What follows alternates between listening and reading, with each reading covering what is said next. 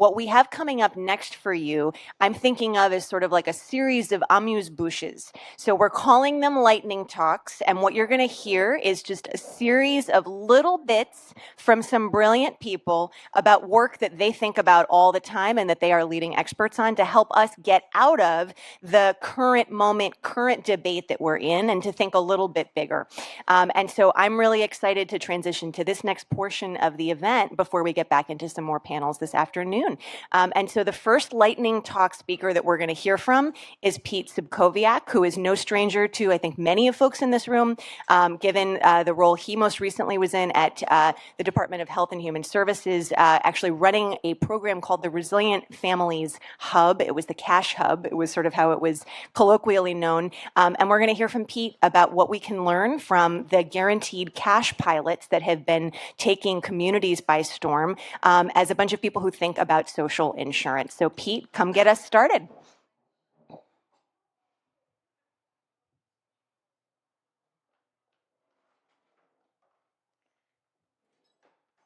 And Pete, feel free to introduce yourself with your new affiliation. Will do. Thank you, Rebecca. Let me just get set up here. Okay. How's everybody doing?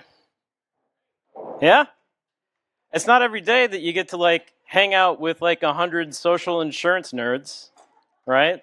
Like, I love when I can go into a room and invoke Francis Perkins and everybody's eyes lights up. So I'm really excited to be here today, and thanks to Rebecca and the Academy for having me. My name is Pete Subkoviak. I'm with GiveDirectly. It is, I'm, I think, week 3 there, so I am going to try and give you a little bit of the elevator pitch of who we are and what we do before getting into my presentation about what direct cash innovations can teach us about improving trust in public programs. So, about GiveDirectly. So, GiveDirectly has been in existence since 2009.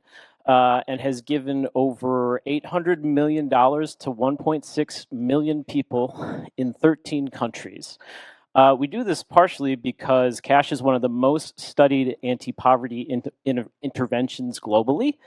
And yet, as we know in the United States, it's about 10% or less of the US safety net is direct cash assistance. Given what happened with COVID, we expanded into the United States in 2020 and have expanded further since then. And absolutely encourage you to go to givedirectly.org/about to learn a little bit more about what we do.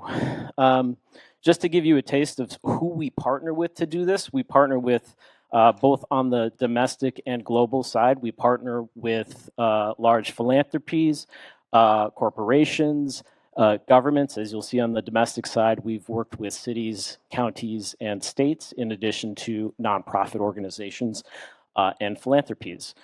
So we definitely partner with a lot of fantastic folks to do the great work that we do for people.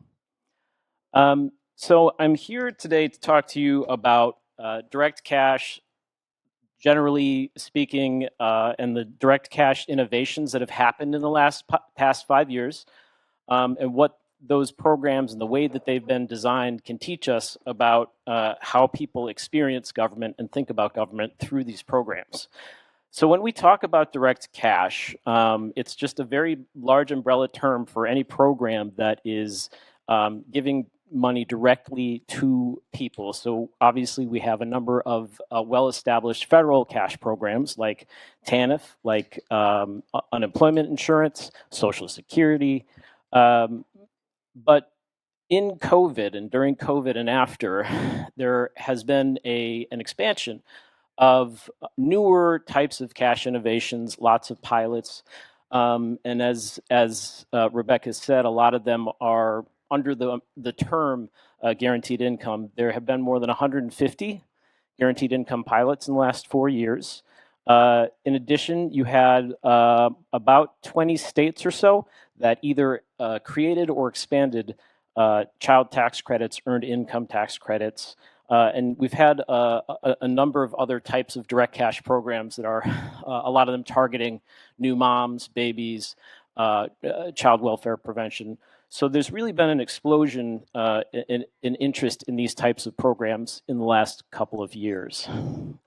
And why is that? Well, obviously, they work in terms of increasing economic stability and mobility. We know that folks reduce debt, that there's better housing and food stability, and that we are not seeing much of an impact in terms of people choosing or not choosing to work. In addition to that, we have healthier babies, healthier families, increased and improved relationships between family members. And in terms of why I'm here today, it is there have been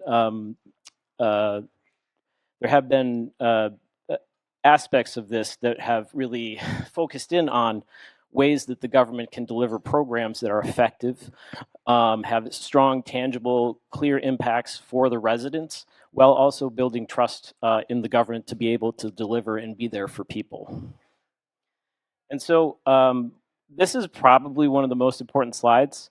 And this is from an ASPE report called Complex Rules and Barriers to Self-Sufficiency in Safety Net Programs.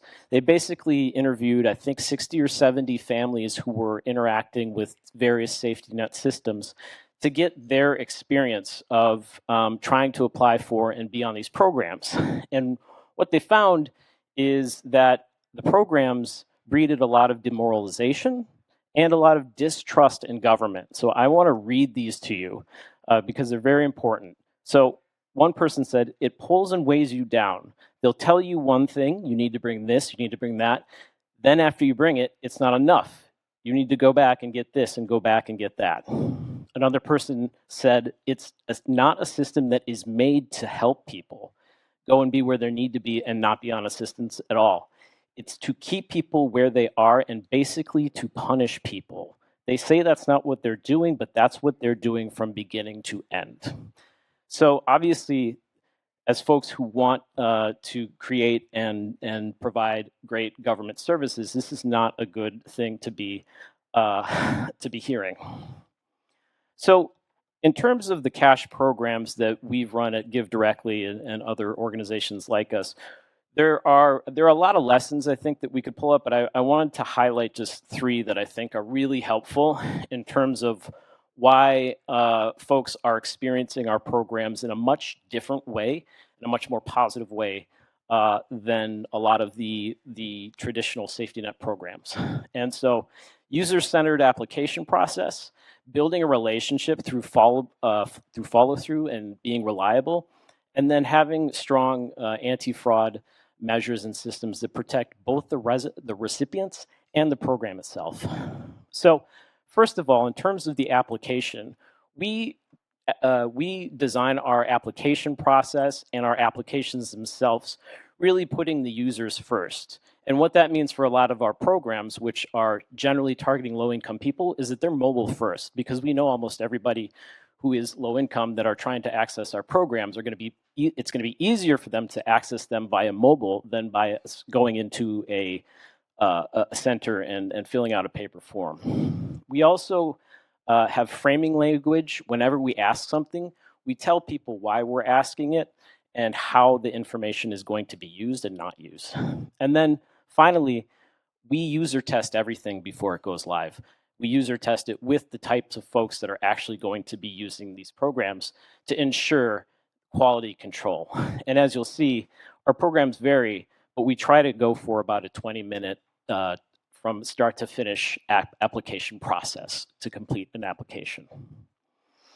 Number 2 is building and maintaining a trustful and trustworthy relationship. And how you do that in terms of a service provider is through timely determinations. So we're talking about turnaround and responses within days, not weeks. Having accessible customer service. Our customer service tends to be both via phone, via email, or text message and chat based.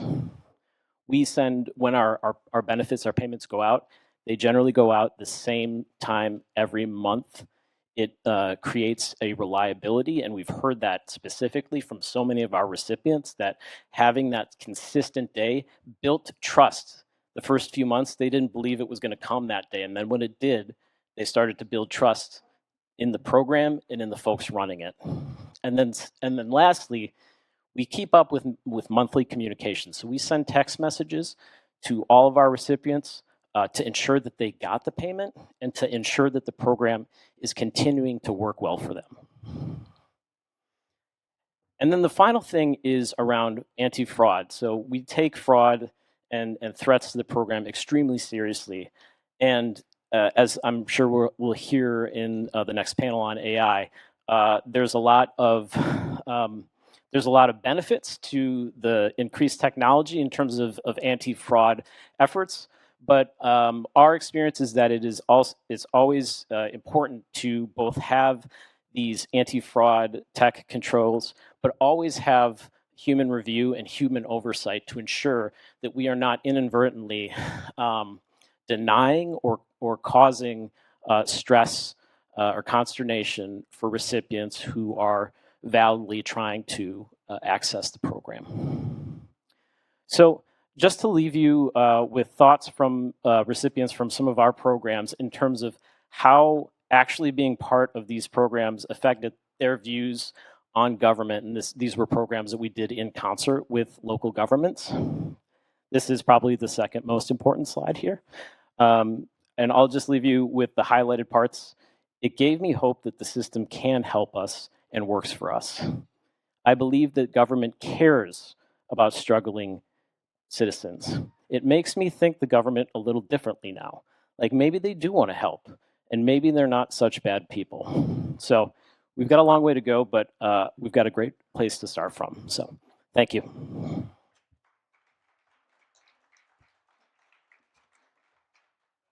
Much, Pete. And what a perfect lead into our next lightning talk, which is going to be from Katie Savin. Thank you for managing me. I don't want to stand in front of our interpreter, which is going to be from the brilliant Katie Savin, who, if you don't know Katie's work, you are going to want to know a lot more about where this came from. She is a professor who also is engaged at research at the University of California at Sacramento, and we are so thrilled to be welcoming her as the first ever Ford Fellow in disability policy and research later this year with the Academy. So Katie is going to be speaking about some things very related to what Pete just teed up. And Katie, take it away. Hi, everyone. My name is Katie Savin. As Rebecca said, I'm an assistant professor of social work at California State University, Sacramento.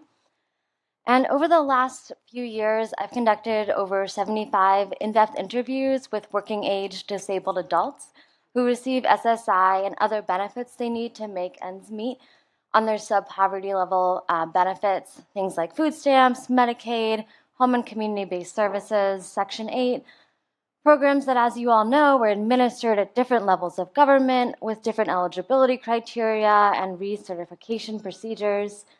So it's probably no surprise to you that whether or not I've explicitly asked people to talk about it, experiences of administrative burden and the toll it takes on them come up.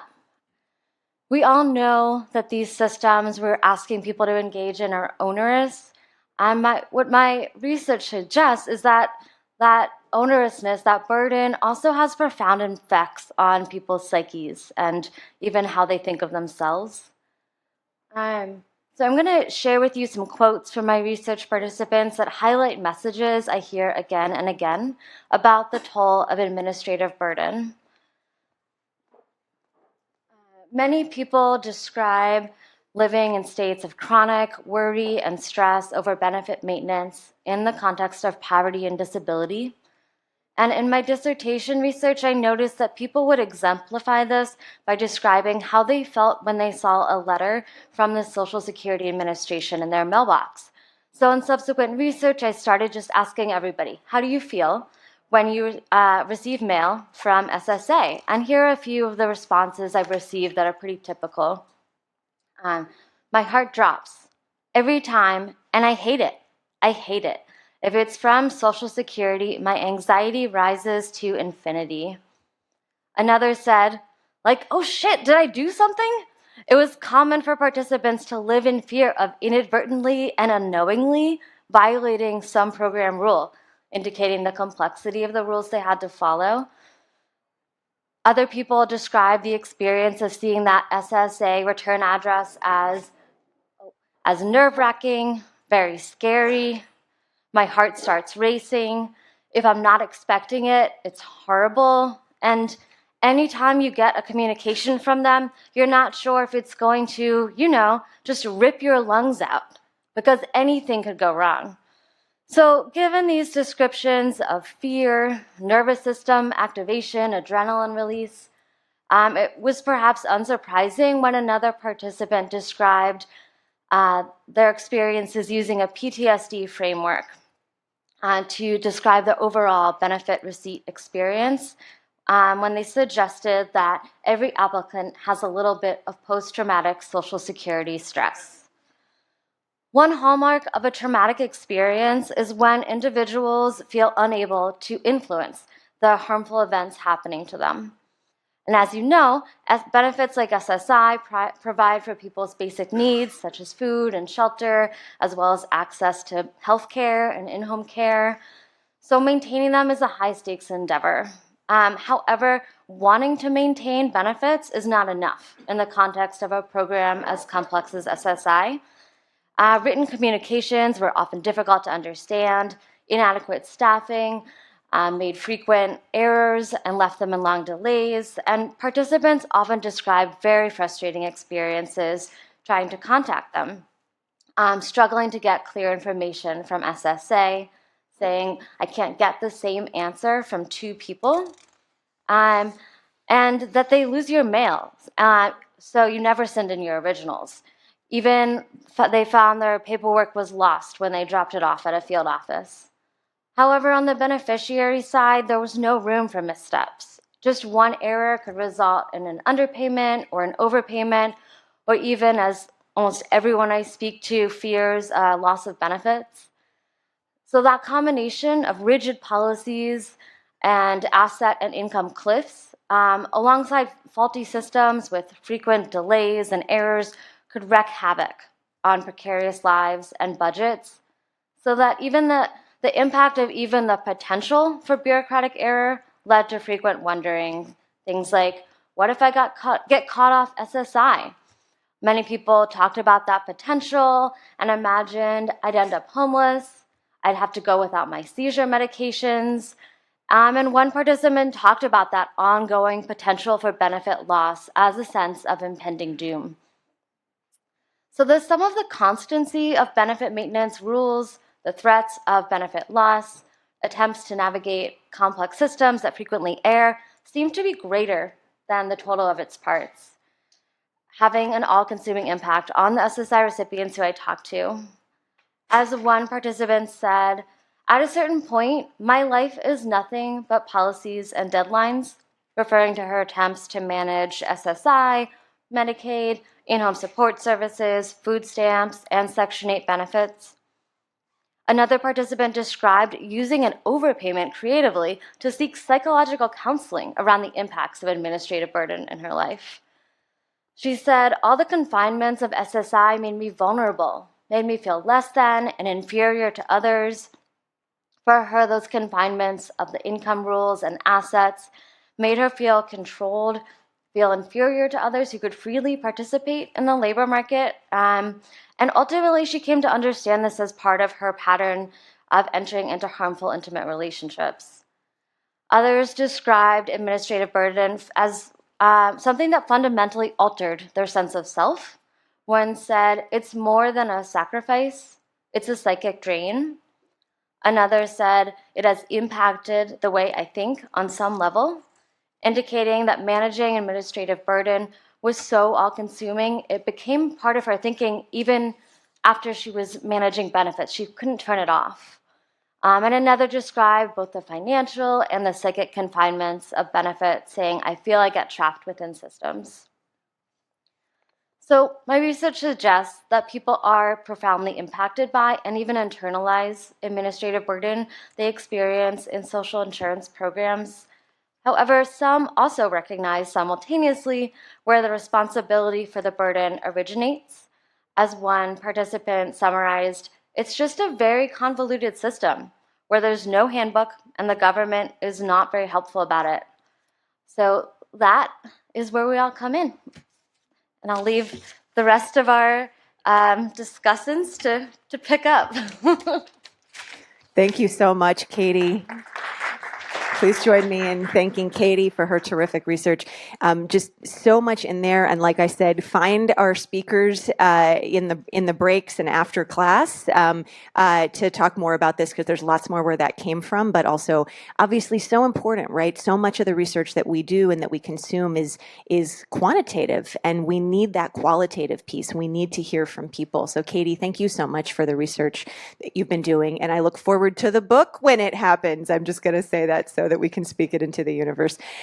So next we're going to hear from Jason. Oh, Bradley's decided he's next. Am I next? I think I'm next. We can go with Bradley. I was going to, yes, All right. Bradley Hardy is going to be our next Lightning Talk speaker. And I am so thrilled to say that Bradley's joining our board, as I said yesterday at our membership meeting. So thrilled to have you joining the Academy's board. And Bradley is an expert on many things, but one is definitely income volatility. So we are so excited to hear from him today about that topic. Yeah, great. So, try to be relatively brief here, and it's exciting to be able to share the stage during lunch. So I'm going to talk a bit about income and consumption volatility.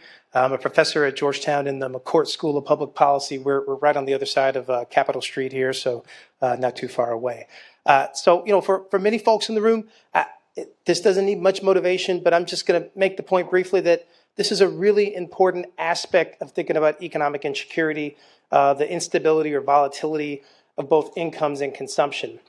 And so the consumption piece is important because in some respects, in conversations, the reason why many of you care about income volatility is that you think it interrupts the flow of consumption at the family or household level, that there's some smooth stream of investments in the kids, food, clothing, shelter, that's going to get interrupted if the incomes are unstable, right? So that's kind of why we think many of us care about this. And so the stylized facts that we have in the social sciences are that essentially, our households with lower incomes are really operating with what you could think of as the weakest portfolio. Incomes are both low and volatile. Consumption is both relatively low and highly volatile. And that's kind of the wrong mix qualitatively. And if you think about, who this is more likely to affect, it's going to be families with lower incomes, Black families, families with fewer educational credentials formally, just to name a few, families led by an unmarried adult. You're going to see those elevated levels of income and consumption volatility.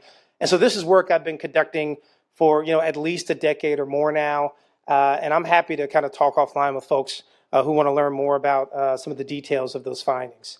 So in dated work now, 2017, the main point that I want to make here is that if you look at the top left panel, there's a blue trend that tries to think about a measure of volatility that's just simply labor market earnings. And then we have a green trend that takes into account our social insurance programs like SSI, like Social Security, as well as the standard government support programs, mean tested transfers. And what we see is that there's a meaningful reduction in volatility, income volatility, where we would want to have that reduction occur.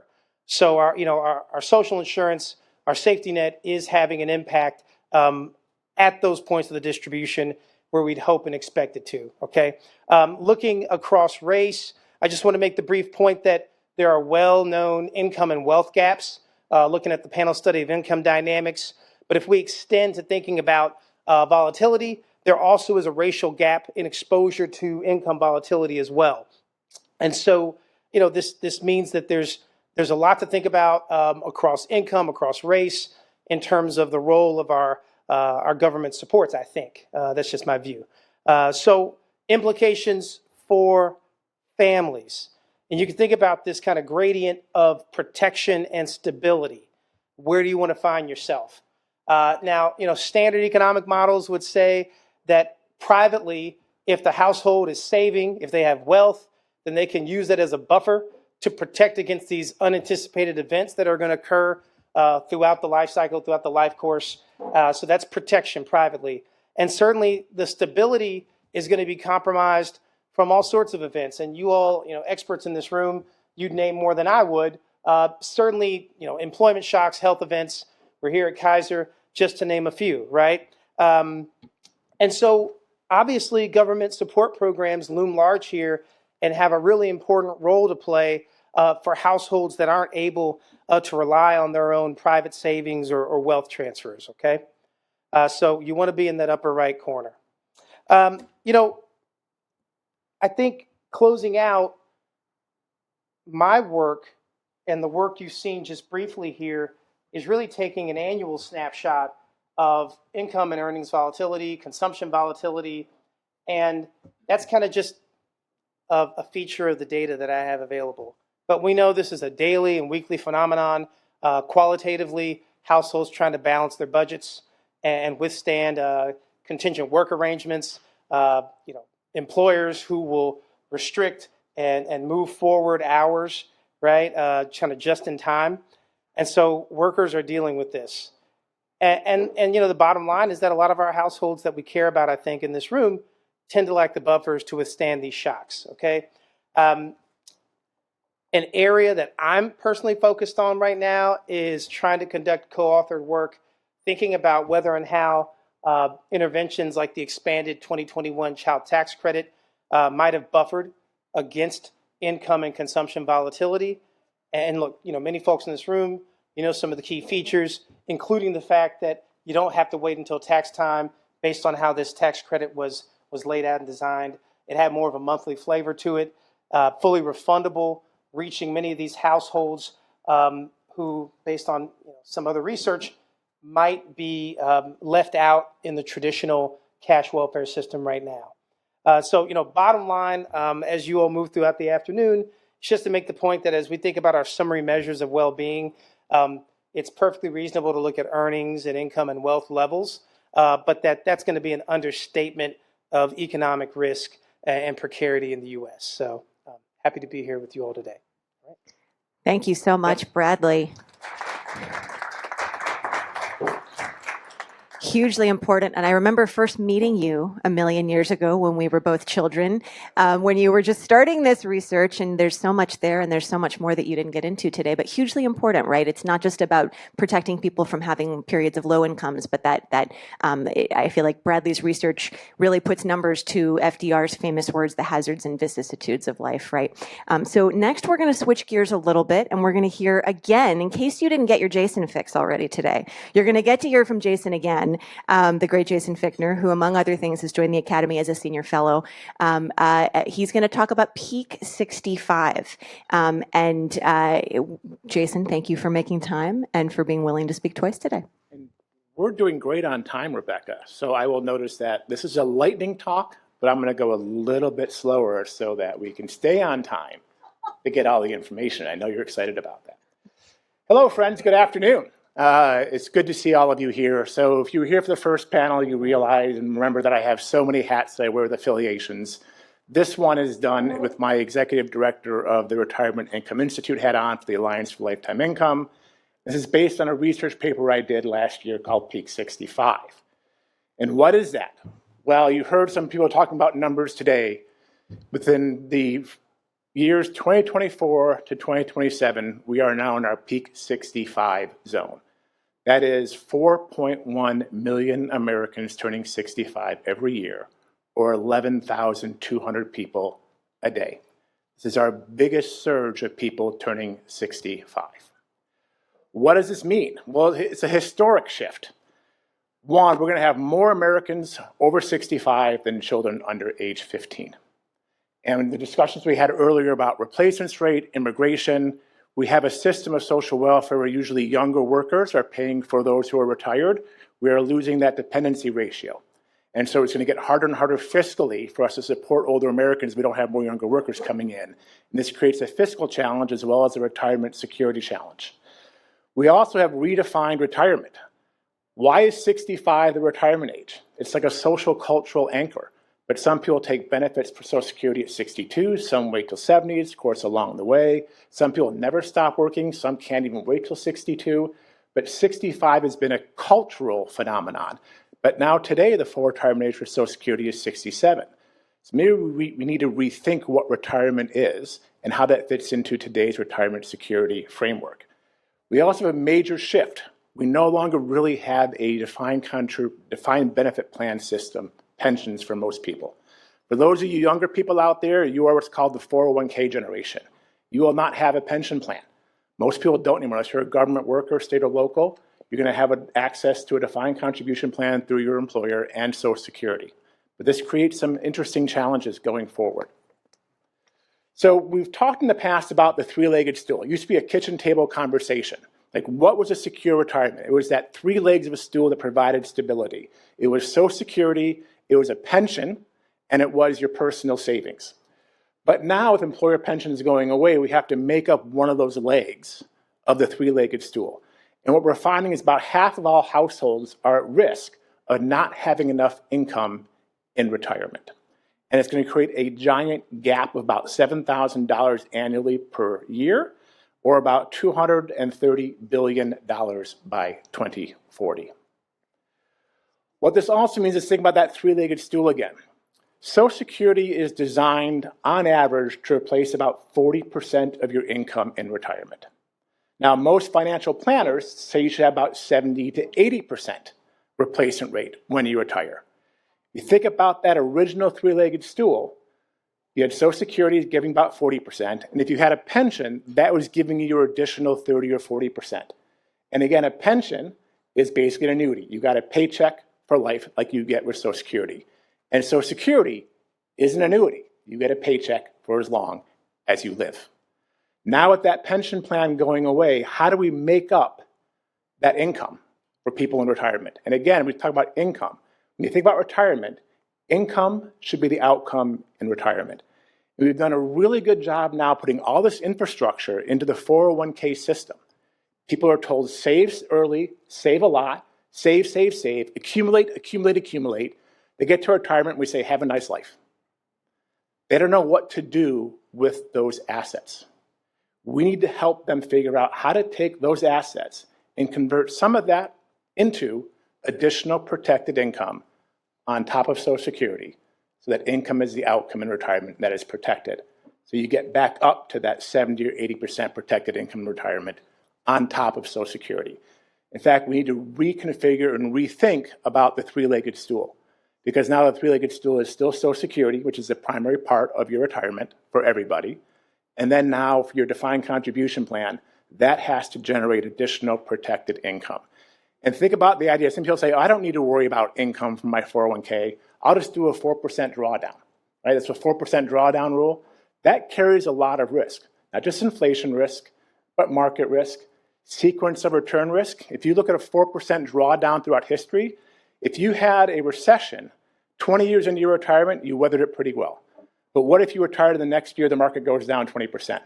Your 4% drawdown now is a lot less, and you actually will run out of money at retirement or live on less income than you were hoping for. So we actually need to convert this into protected income strategies.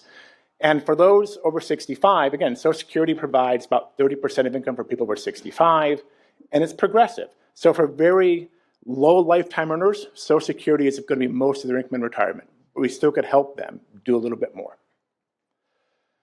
Social Security claiming. We've been talking a little bit, but we really haven't gotten to claiming strategies. As all of you know, Social Security pays out a monthly benefit, but it's basically reduced.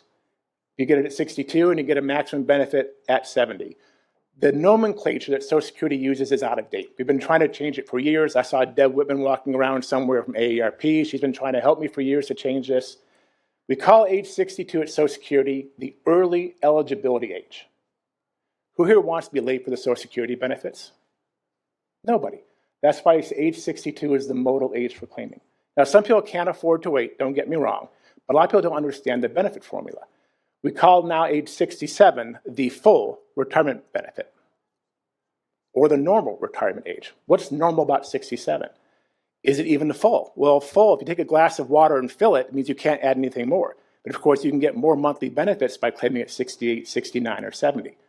What if we change the nomenclature and call it age 62 the minimum monthly benefit age, and age 70 the maximum monthly benefit age? that at least starts a conversation with the claims representatives about when you should take Social Security benefits. Just changing that doesn't affect solvency, but it affects people's ability to understand what the benefit amount is they will get. Because again, Social Security is the only inflation-protected annuity right now we have today. It's very important that people try to claim later if they can afford to, because that benefit will help them the rest of their life. So we need a new framework. Again, accumulation is the focus of the current framework. We need to talk about how we convert that into income as the outcome in retirement. And again, thinking about this as protected income is the focus of the new retirement security framework, which includes a solvent Social Security system and helping people understand and have options to turn some of their 401k assets into protected income streams in retirement. And employers play a big role in this. When you ask people who they trust on retirement issues, a lot of employees, trust their employers. And you think about sort of the hurdles that people overcome behaviorally to try to do things, they don't have to do with their money. They're very scared about giving it up. But employers could help. Part of that is to have more default options. When they first started doing target date funds, if you think about your 401k plan, I'm betting most of you have most of your money in a target date fund, which is basically some sort of life cycle that says, I'm going to retire in 2040, 2045, 2050. When they first started target date funds, it was 1884, and it slowly goes along, and then all of a sudden it picks up like a hockey stick. We're going to start seeing more plans offer annuity options in a target date fund so that people don't have to choose. It'll just be done for them automatically. So they'll be used to seeing income as an option in their retirement plan, and they will get that on top of Social Security. But again, employers play a big role in this. So what does this mean for policy considerations? Secure 1 and Secure 2 have done a really good job sort of minimizing, reducing the barriers to annuitization and 401k plans, but the adoption hasn't picked up yet. But we are seeing a lot of sponsors, Fidelity, BlackRock, Prudential now have plans, TIAA, that actually have annuitization in their DC plans. We're going to see it pick up a lot. I think within the next 10 years, every defined contribution plan will have an annuity option in it. We also can do bridge benefits. So we were talking about bridge benefits earlier. Mine's a little bit different. What if one of the ideas is we want to help people defer and delay claiming Social Security? So someone comes and says, I'm 62, I can't work anymore, I don't want to work, but I want to get Social Security. And we say, look, you do have a 401k plan. What if we take your 401k and we create for you and try to replicate your age 62 Social Security benefit? Basically buy you a bridge benefit on a short-term basis to allow you to defer claiming Social Security until you're 67, 68, 69, 70. If we can do that, we can actually help people then defer Social Security, then they claim and get the benefit of a higher monthly Social Security benefit that's inflation protected for the rest of their life. That is an option we can put into a 401k plan today. We also need better education disclosure, but this is what is now starting to happen. And this has been the movement I've been working on. So a lot of you have been talking about protected income. You've been hearing it more and more. It's all my fault. This is what I've been doing for the last 5 years. And what I will keep doing until we actually democratize protected income in your defined contribution plans. So we need to basically maximize protected income. We also can do trial annuities. Some people are afraid of annuities. So TIA has something called an income test drive. It's a great feature. You say you want an annuity, they sign you up, you start getting your paycheck for life from an annuity. Within 2 years, if you don't like it, you can get the rest of your money back, no penalty. The default is after 2 years, if you don't say anything, they assume you're going to keep it and they push you into a lifetime annuity. But we can do a lot of trial annuities. Products are out there. There's a lot of things we can do with innovation. So, and again, employers can do more, need to do more, and I think they are starting to step up. So quick conclusions, then I'll stop. 2024 marks the beginning of peak 65. 2025 this year is the peak of peak 65. This is the largest surge of retirement age Americans turning 65 in history. And many Americans lack sufficient, reliable, protected income that will last the rest of their lives. We can change that by talking about how we add on to Social Security with protected income from the defined contribution plans, which we have put in so much infrastructure into building since the 80s. And that is what's going to be the retirement bedrock security for younger Americans, because they are not going to have a pension plan. This is how we start moving forward and helping everyone have a financially secure retirement with and including Social Security.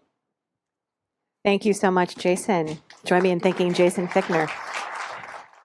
So we're going to round out our lightning talks today with a little virtual tap-in from a new member who we are so thrilled to have as a new member of the Academy, a dear friend who I'm sure many of you are familiar with, Aisha Nyandoro, who is the architect of the Magnolia Mothers Trust, which is the first modern guaranteed income program in the U.S. She's also the founder of Springboard to Opportunities, and she's going to speak to us just a little bit about what she calls redefining wealth. And after we hear from Aisha, you're going to get a very well-deserved break before we come back for some afternoon panels. So thank you, Aisha, for joining us virtually. When I got my first job post-graduate school, I was making $70,000. I was rich. So I went to meet a wealth advisor, somebody I met off the internet. I just knew that this random person was going to unlock some magical room and give me all the tricks I needed to be wealthy. I mean, big house, fancy cars, luxurious vacation. I was excited until I wasn't. I was placed in a small white waiting room and I stayed there for what felt like forever. Finally, a man came in who could not even bother to learn the correct pronunciation of my name and asked me what my goals were for the future. Okay, I'm excited again. I know the answer to this. Number one, I would like to retire comfortably by the age of 60. Number two, I would like to be able to take care of my mom. His response, I don't know why taking care of your mother is your responsibility. Maybe I did not know what wealth was.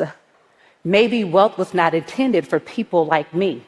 So I find it funny, or maybe serendipitous, that I think about cash and wealth all the time now. For the last 10 years, I've led an organization in Jackson, Mississippi, that takes a radically community-driven approach to supporting families, mainly Black women, that live in federally subsidized affordable housing. In 2018, we launched the Magnolia Mothers Trust, this country's first modern guaranteed income program and the first in the world to center its efforts on Black women. We provide $1,000 a month for 12 months to Black mothers, and our goal is simple: to provide these women with the breathing room they need by giving them the financial resources they need to dream a little bigger. Over the last few years, as I have watched more and more moms move towards income stability, I have listened as they have begun to dream about a life free of economic stress. Now I understand that the most basic definition of wealth is what you own minus what you owe. But for many women, particularly women of color, who do not have access or the ability to earn a living wage because of pay inequity, that definition is meaningless or inadequate. Wealth is about a sense of agency, a sense of freedom, the collective well-being of the whole. I was having a conversation with a mom I work with, and I asked if she had 6 months worth of savings to cover an emergency.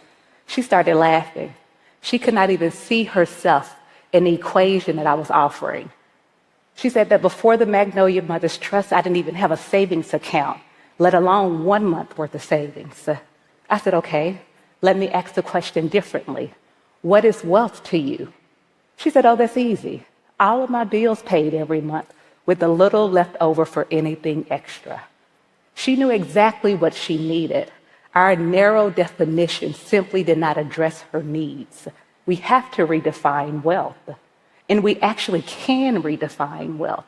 And the way we do that is by listening to others and then by being brave enough to listen to ourselves. I realized that for over 20 years, I had been holding on to a definition that was not written for me, nor did it mirror my desires. I never wanted that big house backed up against the lake. I simply wanted what it represented in my mind. My ability to gather my people, to nourish them, to spoil them, to make sure that we were protected and cared for before we go out into the world doing the hard work of caring for others. It is my belief that we, all of us in this room, are made less worthy by virtue of tolerating a country where anyone has to prove their worth. We may have 500 different definitions of wealth, but we can all agree that we are all degraded by normalizing immoral inequity. After all of these years, I have finally accomplished what I set out to achieve all those years ago with that random wealth advisor. I am emboldened and empowered to manage my wealth. And no, I don't mean money.